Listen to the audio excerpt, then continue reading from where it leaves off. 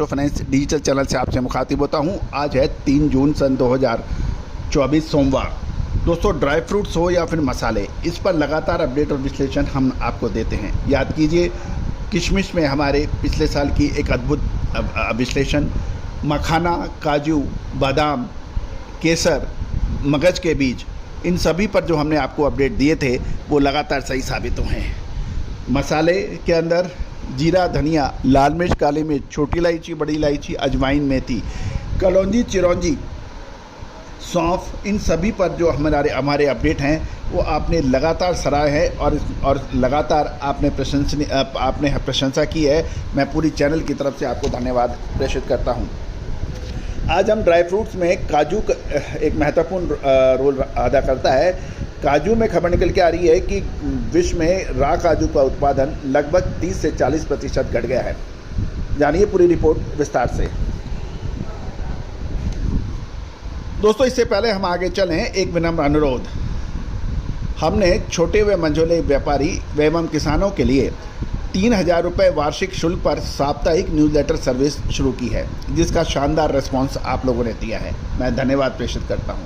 हर रोज़ मंडियों के भाव एवं साप्ताहिक रूप से विभिन्न कमोडिटीज़ के अंदर तेज़ी या मंदी का विश्लेषण आप तक प्रस्तुत किया जाता है, मात्र 3000 रुपये वार्षिक शुल्क में साप्ताहिक न्यूज़लेटर के जरिए। संपर्क कर सकते हैं। दोस्तों, खबर निकल के आ रही है कि काजू के रॉ उत्पादन में विश्व के लगभग सभी बड़े देशों में उत्पादन घटने की खबर आ रही है। ग्लोबल स्तर पर देखे जाए तो करीबन 30% काजू का उत्पादन घटने की उम्मीद है। साथ साथ पिछले, यदि हम भारतवर्ष में देखें तो काजू का उत्पादन में 40% तक घटने की उम्मीद लगाई जा रही है। गौरतलब है कि यदि ग्लोबल स्तर पर देखें तो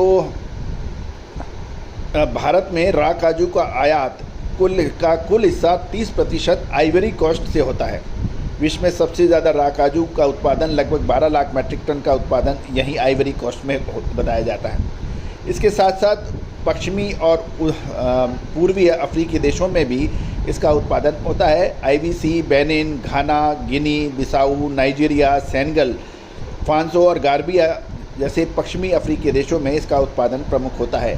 साथ साथ यदि पूर्वी अफ्रीकी देश, खासकर तंजानिया और मोजाम्बिक में भी इसका अच्छा उत्पादन देखा होता है। यदि एशियन देशों में देखा जाए तो हम वियतनाम का नाम भारत, इंडोनेशिया, कंबोडिया आदि में प्रमुख होता है। गौरतलब है कि यदि नवंबर 2022 से अप्रैल 2024 के बीच में लगभग 1.5 साल का जो 18 महीने का पीरियड है, वो काजू के लिए एक भयंकर दर्द भरा मंदे का दौर था।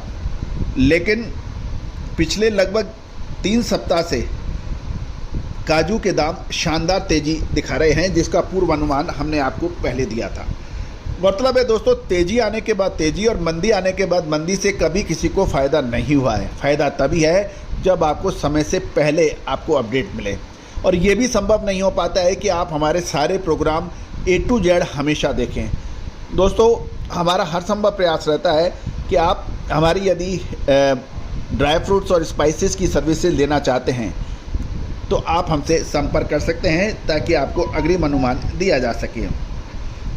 गौरतलब है कि यदि काजू प्रोसेसिंग की बात करें तो वियतनाम व भारत में इसका प्रमुख स्थान वर्ल्ड में माना जाता है। गौरतलब है कि यदि 2 टुकड़ों में यदि देखी जाए काजू में, उसमें शानदार तेज़ी बनी है। 4 टुकड़ा काजू जो 450 रुपये में ट्रेड हो रहा था, अब वो 630 रुपये के आसपास पहुंच गया है।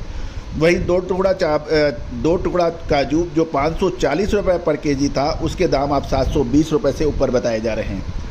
इसी तरह से साबुत काजू 600 साढ़े 600 रुपये का अब 700 से 750 रुपये प्रति किलोग्राम के भाव बताए जा रहे हैं, जो लगभग एक गौरतलब है कि यदि टुकड़ों में देखा जाए, काजू टुकड़ा में लगभग 1 महीने के दौरान ही लगभग 180 से 200 रुपये प्रति किलोग्राम और साबुत में लगभग 90 रुपये प्रति किलोग्राम की तेज़ी दर्ज हो चुकी है।